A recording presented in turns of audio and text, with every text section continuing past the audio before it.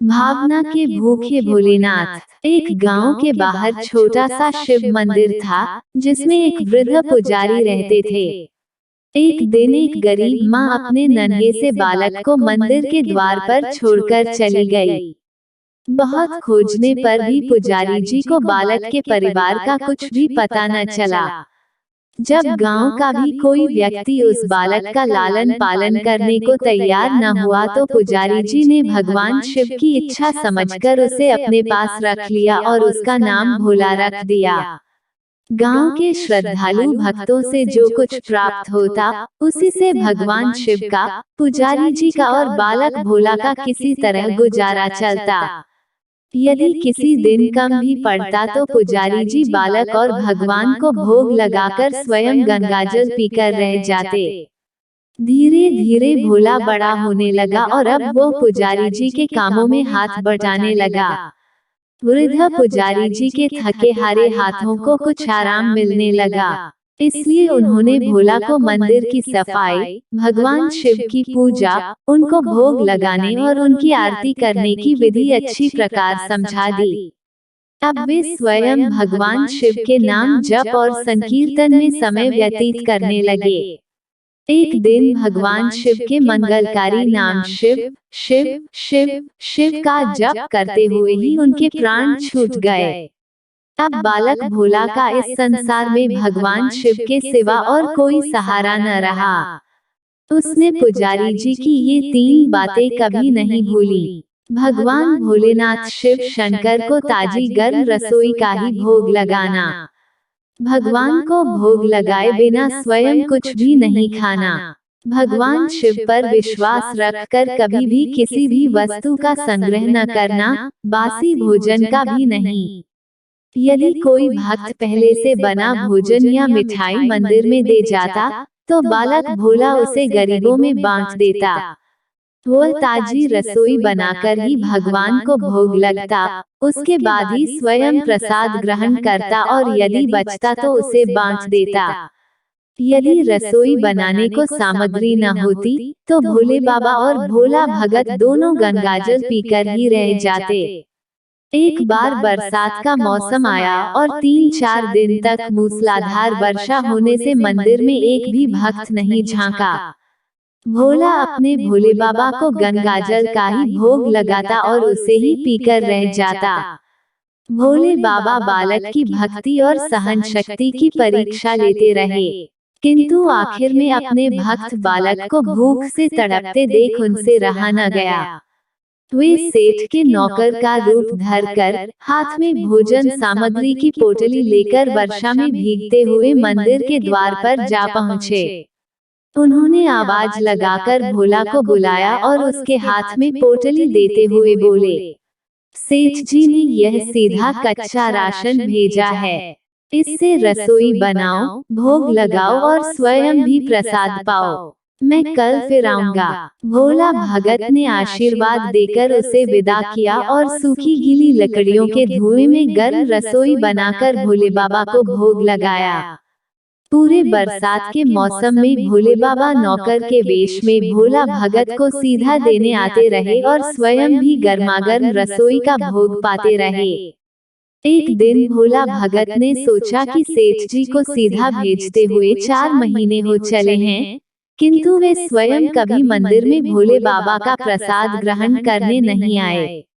अगले दिन जब भोले बाबा नौकर के वेश में सीधे की पोटली देने आए तो भोला भगत उनसे बोला, भाई, तुम्हारे इतने धर्मात्मा सेठ जी कभी स्वयं मंदिर में प्रसाद लेने नहीं आए।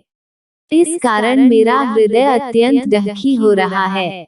अपने सेठ जी से कहना कि कल वे भी मंदिर में प्रसाद ग्रहण करने अवश्य पधारें। सुनकर नौकर बने भोले बाबा चौंककर घबरा उठे और बोले, पुजारी जी, सेठ जी मेरे द्वारा आपको सीधा भेजते हैं, आप इससे भगवान को भी भोग लगा लेते हैं और स्वयं भी प्रसाद पाते हैं, फिर सेठ जी को बीच में बुलाने की क्या जरूरत है। जैसा चल रहा है वैसे ही चलने दीजिए ना। भोला बोला, ऐसे कैसे चलने दूं? आपके धर्मात्मा सेठ जी इतने दिनों से सीधा भेज रहे हैं, क्या मैं उन्हें भगवान का प्रसाद देने का अपना कर्तव्य भी पूरा न करूं? मैं किसी का उधार खाने वाला नहीं हूँ। अपने सेठ जी से कह देना कि यदि कल भोले बाबा का प्रसाद ग्रहण करने न पधारे, तो मैं उनका सीधा लेना बंद कर दूंगा। नौकर बने भोले बाबा तो अपने भोले भगत की अकड़ देखकर कांप उठे और यह सोचकर मन ही मन हंसे कि वाह, आज तो लेने वाला ही देने वाले पर धौंस दिखा रहा है। लेकिन सरल हृदय भक्त के मनोभाव पर रीझकर वे बोले, ठीक है पुजारी जी, कल सेठ जी मंदिर में प्रसाद ग्रहण करने जरूर पधारेंगे। दूसरे दिन बड़े सवेरे ही भोले बाबा नौकर के वेश में दूध और बहुत सारी भोजन सामग्री लेकर मंदिर पहुंच गए। भोला चौंकते हुए बोला, भाई, आज इतना सारा सीधा किस लिए ले आए? नौकर बने भोले बाबा बोले, पुजारी जी, भूल गए क्या, आज आपने सेठ जी को प्रसाद के लिए बुलाया है, इसलिए आप छककर रसोई बनाए और भोले बाबा को भोग लगाए। हाँ, ये तो बता दीजिए कि सेठ जी किस समय पधारें। भोला ने प्रसन्न होकर उन्हें सेठ जी के आने का समय बता दिया। अब भोला भगत की इच्छा पूर्ण करने के लिए भोले बाबा कैलाश पर सेठ का रूप धारण करने लगे। इधर अपने स्वामी को एक प्यारे भक्त के यहाँ जीने जाने का समाचार सुनकर ममतामय अन्नपूर्णा माँ पार्वती भी भला कैसे पीछे रहती। वे भी पति की आज्ञा लेकर सेठानी का रूप धारण करने में जुट गईं। भोले बाबा ने अपने गले से मुंडों की माला उतार दी, शरीर पर लगी भस्म, कमर पर पहना हुआ बाघांबर और बाहों और कानों में पहने सांपों के हार भी उतार कर रख दिए। उन्होंने एक मखमल का सुंदर कुर्ता धारण कर लिया, अपनी जटाएं सीधी कर गंगा और चंद्रमा को उसमें छिपा लिया और ऊपर से एक सुंदर रंग बिरंगी पगड़ी पहन ली। सदैव नंगे पैर विचरण करने वाले शिवजी ने आज अपने पैरों में रेशमी जूतियां धारण कर ली।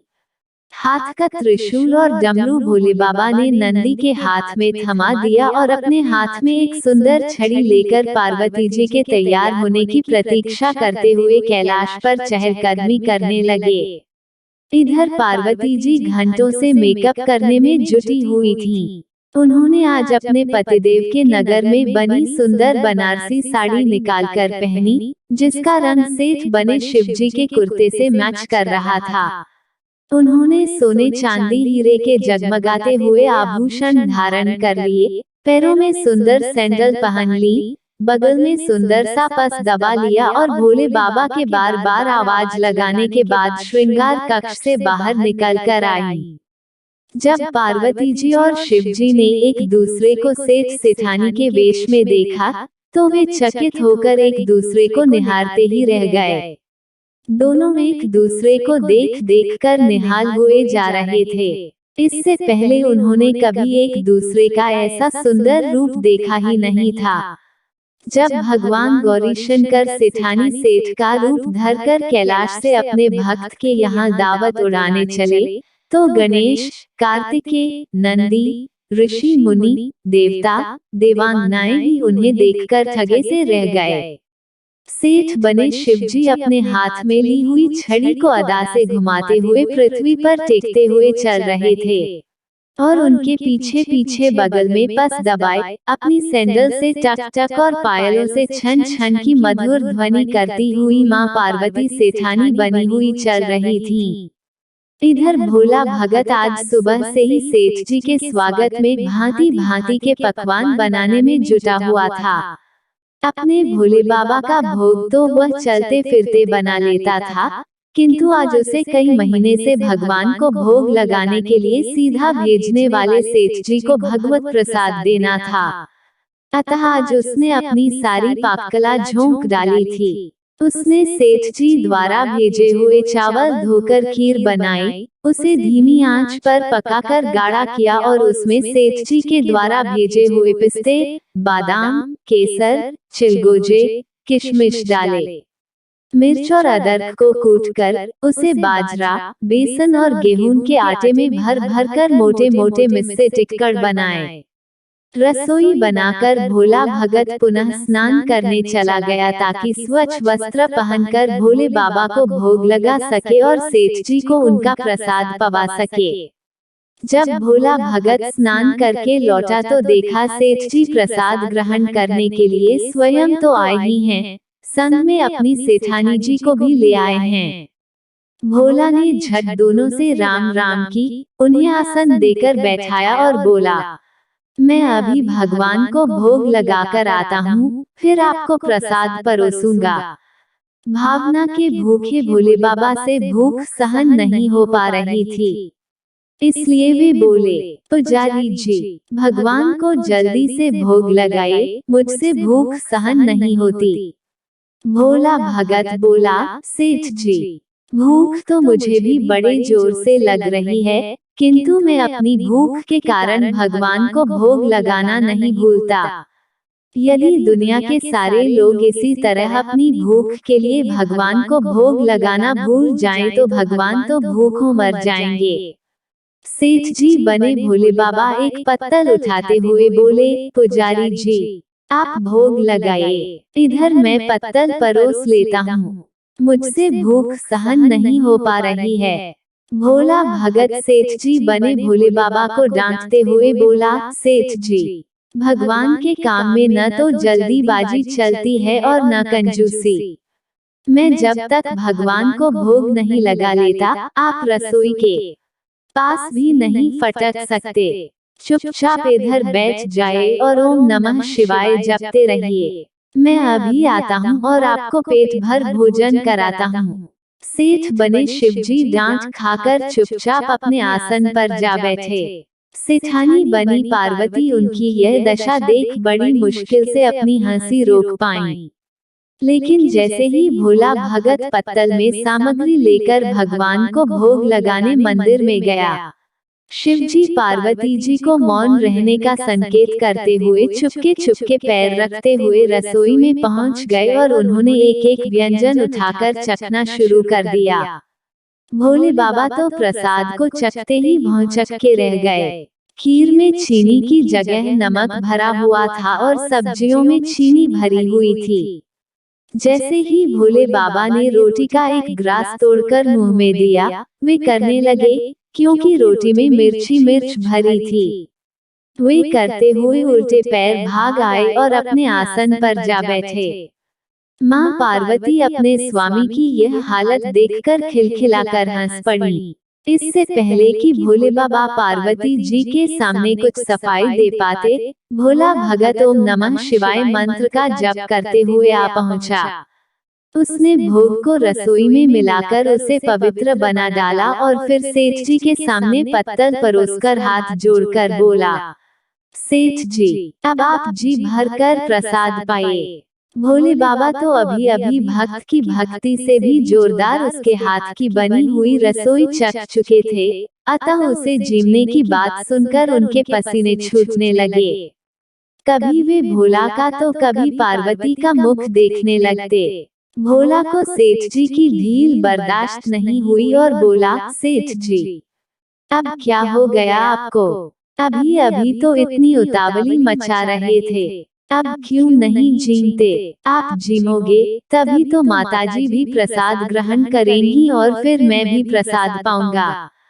भोला की ललकार सुनकर भोले बाबा ने चुपचाप खीर का कुल्हड़ उठाया और सारी नमकीन खीर गटागट पी गए।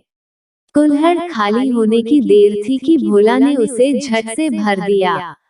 अपने प्रिय भक्त के हाथों परोसे हुए भोग में भगवान को आज दुगना स्वाद आने लगा। भोला परोसता गया और भोले बाबा पीते गए। जगन माता पार्वती भक्त और भगवान दोनों के प्रेम को देख देखकर मंत्रमुग्ध होती रहीं। जब सारी रसोई समाप्त हो गई तो भगवान ने एक जोर की डकार ली। भोला को होश आया और बोला, वाह सेठ जी वाह, मैं ही बावला था जो इतनी थोड़ी सी रसोई बनाई। मुझे पता होता कि आपको प्रसाद ग्रहण करने का इतना शौक है, तो और भी ज्यादा रसोई बनाता। भोले बाबा अपने पेट पर हाथ फेरते हुए सेठानी बनी पार्वती जी की ओर मुस्कुराकर देखते हुए बोले, पुजारी जी, मैं इतना रोज कहाँ खाता हूँ, किंतु आज प्रसाद इतना स्वादिष्ट बना था कि अपने पर वश ही नहीं रहा और खाता ही चला गया। किंतु तभी भोला भक्त रुआंसा होकर बोला, सेठ जी, वह तो आपने ठीक किया, लेकिन माताजी तो भूखी ही रह गईं। ममतामयी पार्वती माँ से भोला का रुआंसा मुख देखा नहीं गया। उन्होंने बची हुई खीर की 4 बूंदें अपने कंठ में टपका ली। भोले बाबा द्वारा भोग लगाने से प्रसाद में अद्भुत अलौकिक स्वाद भर गया था। ऐसी सुगंधित और मीठी खीर चखकर जगज्जननी आकंठ तृप्त हो गईं और उनके तृप्त होते ही सृष्टि का प्रत्येक प्राणी तृप्त हो गया। भोला भगत बोला, सेठ जी, आपने और माताजी ने प्रसाद ग्रहण कर लिया, इससे मुझे अत्यंत संतोष हुआ है। समझ लीजिए कि आप दोनों द्वारा प्रसाद ग्रहण करने से मेरा भी पेट भर गया। मेरी तो वैसे भी महीने में 4-4 एकादशी हो जाती हैं, किंतु मैं भी एक दाना ले ही लेता हूँ, जिससे कि भोले बाबा के प्रसाद का अनादर न हो। यह कहकर जैसे ही भोला ने खीर के पात्र में लगा चावल का एक दाना उठाकर अपने कंठ में डाला, उसकी जन्म जन्मांतर की भूख प्यास मिट गई और समस्त वासनाओं और इच्छाओं की तृप्ति हो गई। उसके ज्ञान के नेत्र खुल गए और उसने देखा कि उसके सम्मुख त्रिलोकीनाथ भगवान शंकर और जगत जननी माँ पार्वती आशीर्वाद की मुद्रा में मुस्कुराते हुए खड़े हैं। भोला दौड़कर उनके चरणों में लौट गया, लौटता गया और उन्हीं में समा गया। हर हर महादेव।